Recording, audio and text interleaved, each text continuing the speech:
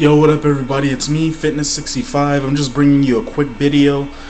Now, I would try to upload this video, but it didn't really go through. It paused, so I'm redoing this video again. Just wanted to talk about that crazy stuff that happened after the end of Raw with the whole NXT rookies. Now, Raw as a whole, I could pretty much go into details like I did last week about it, but this is probably one of the biggest topics that's going on right now in wrestling, because it's kind of reminiscent of the whole invasion angle and the whole NWO thing. So many people are talking about it, and they have a right to talk about it, because this is probably one of the best things that the WWE has done in like a long while. Well, ever since the PG thing, and it's got everybody talking, and it's even got me talking, because when I saw this, I was just shocked, because I didn't think that the WWE would pull something off like this, but they did, and now they got everyone talking. Now, if they can do this and execute this well and continue like a ongoing thing with this and do it like the right way, like go somewhere with this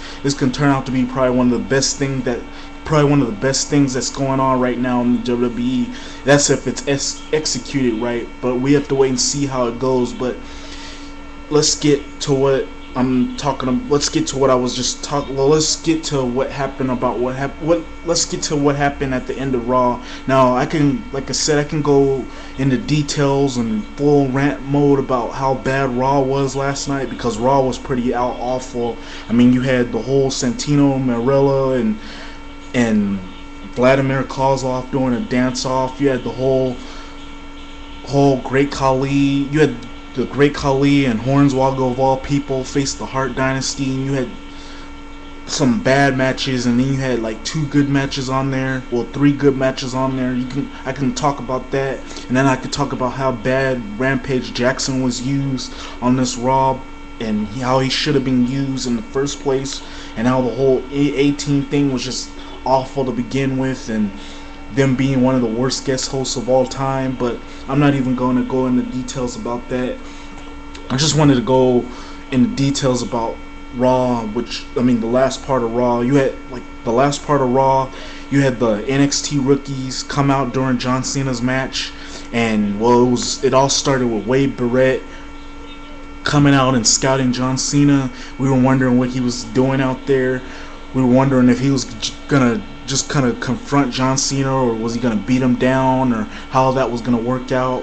And next thing you know, you see another NXT rookie come out, and then you start seeing more. Then they start attacking CM Punk and his entourage, well, except for Serena, because you know you can't have guys hitting women in the PG era. That's just how it is. Then they all start going in the ring, and they start looking at John Cena, and we're all wondering what's going to happen. And then next thing you know, John Cena's trying to attack all of them, but the numbers game was just too much. And then John Cena's just getting his ass kicked, and he's just getting beat down. And then everybody at ringside is getting beat down. You had Justin Roberts get beat down and choked out with his own tie. You had the ring announcer. Well, yeah, that is Justin Roberts. You had the bell person get beat down. You had Max Striker get beat down. Everybody was just getting beat down pretty much. It was just full on chaos. It was just something I never seen before.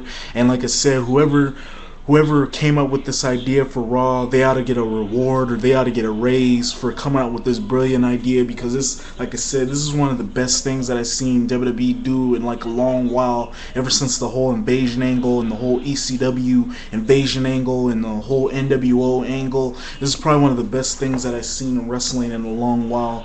And like I said, if it's executed right, and if they go somewhere with this the following weeks, or hell, you can even continue with this on SmackDown to sort of set it up for next week, then this could be probably one of the greatest things that's ever happened in the world of mainstream wrestling. But that's if it's done right and if it's executed right. But getting back to this was crazy. You had guys getting beat. You had everybody outside of the ring getting beat down. John Cena taking a bunch of finishers. I mean, it was like watching someone get raped right in front of your eyes. Like someone getting raped by 8 or 10 guys, and people just trying to stop it, but they're just blocking their path because they don't want no one to get in the ring, or they don't want no one to get in that room while they're raping this person. That's pretty much what it was. And John Cena was just taking every finisher. He was getting humiliated. You had Daniel Bryanson kick John Cena in the face. Well, he spit in his face, then he kicked him in the head.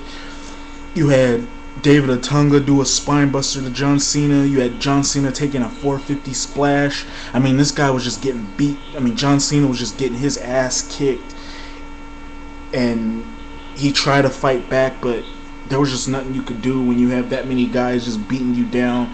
They tore the ring apart. They were throwing chairs all over the place. I mean, it was just crazy. It was one of the most unexpected things that I ever seen on Raw and in mainstream wrestling, because you just didn't see this coming.